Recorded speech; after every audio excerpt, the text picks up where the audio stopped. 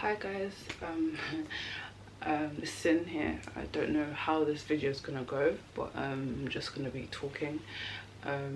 This video is gonna be about anxiety and how it's been affecting me during quarantine, but I don't want it to be like, oh my god, it's panic, it's panic. No, it's just gonna be me talking basically about how I've been feeling, because I've been feeling a bit restless. And that's never a good idea. But what I'm going to do is I've actually got a game, and I wanted to do this as a video. I'm still going to do it, but I'm going to use the card. Basically what it is it's called the and it's basically how you like form deeper connections with people. Now there's got lots of different what's the word, different packs. So for self-love, for strangers, like I've got the strangers pack, but I've just opened it and like taken a few out. I've only taken 1, 2, 3, 4, 5, 6. So after I've explained myself, I'm just gonna lighten the mood a bit because I don't want it to be so down. But yeah, basically I've had anxiety for as long as I can remember, but I feel like obviously during quarantine it's been magnified because I'm at home, I'm not socializing as much as I would like to. I've been out obviously with a few friends, but it's not it's not a lot and it's getting to me, so I'm just gonna talk in it. So how do I start? With me, anxiety has been something that's really held me back, and I try and push through it, but it's not always that easy. So what I've decided is that I'm going to take action. Now it's not easy because when you take action you have to figure out what the issue is, like figure out your triggers, what basically puts you in a position where you feel anxious. And for me, I struggle with it like every single day, and it's like, okay, put it this way, I want this is me, but then this is what I want, and it's just the journey is what creates this anxiety within me, and it's really terrifying for me because it's like I want to do well, I want to do what I want to do. It could be anything, start something new, try something different, and then I'm stuck with the, for me it's like I always doubt myself before I even try sometimes. So it's like a vicious circle because it's like I'm scared. I think, what if I fail, not what if I don't fail. So you see the problem, it becomes a, oh, you can't do it, and I'm telling myself that, oh, what if this doesn't become something, or I'm wasting my time because I don't think it's going to be anything. And then it becomes this whole thing, and it's just, anxiety for me is knowing that I have a few things to do or things I want to do and just being stuck in bed. Like I can't physically get up because I'm just like it's like, oh, how could I put it? It's almost like a paralyzed feeling, and I've been dealing with it for a long time, but I've actually overcome a lot as well. So it's not all negative. Like I see these things, I know, I'm aware of what my issue is. It's just finding ways to deal with it. That's the problem. So I've taken action, I've started researching on best ways for me to handle it, and it's just one of the ones where it's like you take it each day as it comes. Now when it comes to, I've realized also I have got a bit of like not just anxiety, social anxiety as well at times, because it's like I'm too concerned with what other people think of me. Now I'm not a saint, but I like to think I'm a good person and I'm a good friend, 100%, but I'm too concerned. Like that's another thing, I feel like I'm too concerned with how people view me. And it's one of the ones where it's like, I know I'm not a bad person, I know that I have good qualities in my friendships, and like when I'm friends with people, like if I call you my friend, like you're my friend, like I will ride for you 100%, but I don't appreciate how I get treated in my friendships sometimes. Not all friendships, just a few that I've had. And it's like, for every pro there's a con, right? That's just what it is. Like you're not a saint, like you weren't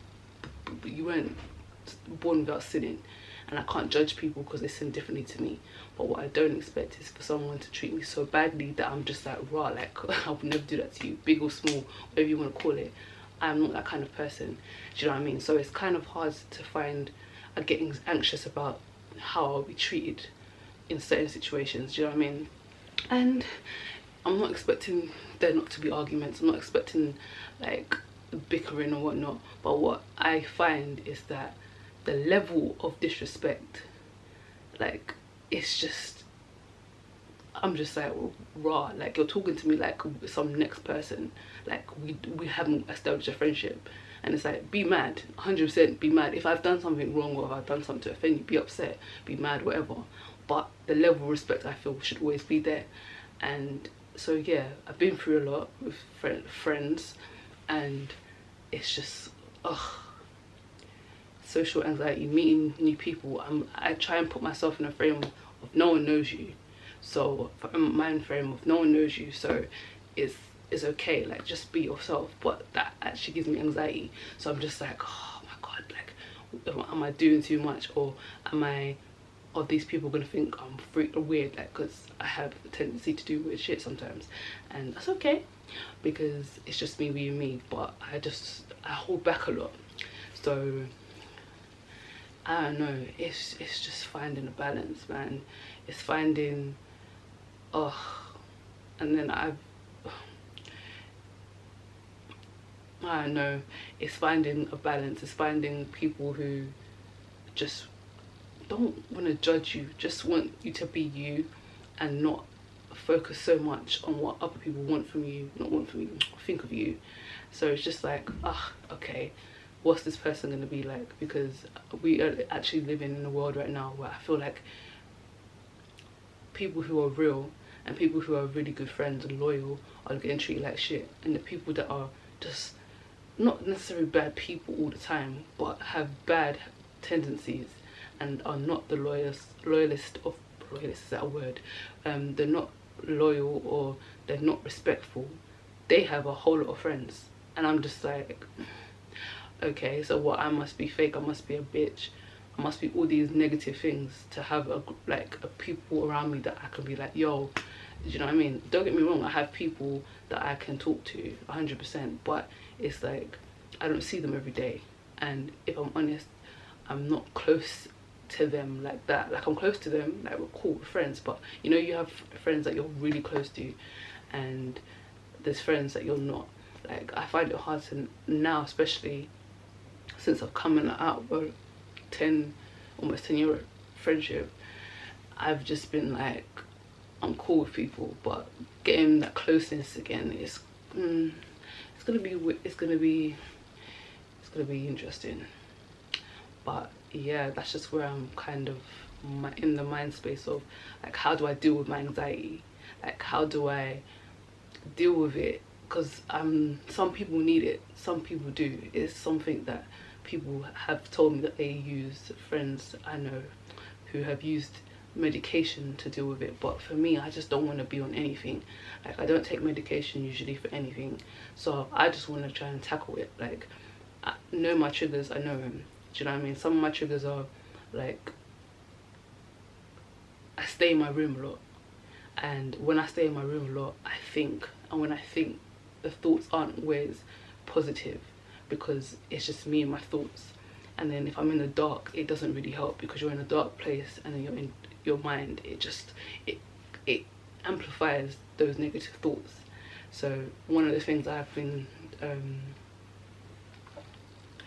trying to do is get out more, like go for a walk, or even if I just stay downstairs, like around people, because I isolate myself from people. I would suggest talking to a therapist, because I have before, and it helps because it puts things in perspective. When you are in your own mind, you're not seeing what's actually real, you're seeing an irrational thought or an irrational feeling. And then when someone's able to break it down to you and be like, well, why do you feel this? Because this hasn't happened. Or why do you feel this? Because you haven't even taken that first step. Does that make sense?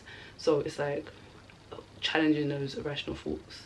And I believe that's something that really needs to happen it's something that I'm always gonna have to deal with. It's a work in progress every single day. So, but yeah, it's just trying to balance everything, and like, I don't know, it's just a lot. It's a wild time right now. And the thing that also gives me anxiety, another trigger for me, is there's people that I know, people out there, situations I've heard, and they're traumatic or they're bad circumstances, and I haven't necessarily been in those situations. And people who have been in those situations, they seem to know how to move on, or not move on, or how can I put it, deal with it a lot better than I have. And I'm not to say, God forbid, I don't want to be in these negative situations, but it's like, how is it someone who hasn't experienced a trauma like one person's so fearful and like not be able to do a lot, kind of thing, if that makes sense? Like, I'm trying to understand that mindset, because my own mindset, in the sense of I haven't had trauma, and I haven't had in the same way as the next person. I mean, and it's just like, wow, like these people, they go through shit and they come out the other side, but I'm fearful of like failure, fearful of taking that first step at times, because it's like, raw, like I don't know where this is going, and the thought of failing is just a lot. It's a lot. And yeah, I'm just trying to figure out what it is, like what I can do. But yeah, let's lighten the mood with these questions. Okay, do the first one. The first one: what was your most embarrassing experience? I guess the most embarrassing experience is when I was exposed. And I do that because I always say no one can expose me, because if you ask me a question, I'll tell you what it is. But yeah, and this was at work, when I worked in a couple jobs, like 2 jobs ago. And yeah, that was my most embarrassing experience, because it was publicly displayed on the shop floor and amongst my own department and other departments, and I was just like, you people, whatever. Anyway, what is your greatest fear about getting older? Not being able to say I've lived my life. Yeah, that's my biggest fear. Like, I have regret, kind of thing. Tell me about your first kiss. What do you remember? Okay, my first kiss, it was good stuff, and it led to some good stuff, if you know what I mean. Yeah. What are your top 3 pet peeves? People who are disrespectful for no reason. People who, what's one other pet peeve of mine? Just create drama and create ag for no reason. Does that make sense? Like, there's no, it's unprovoked, there's no reason. And one other pet peeve of mine, I don't know, this has just been one that's recently just come up for me. Like, someone posts something on social media and then like their own comment, like that really bugs me for some reason. I don't know why. It's just irritating. It's like, we know you like it because you posted it, so I don't understand that. Anyway,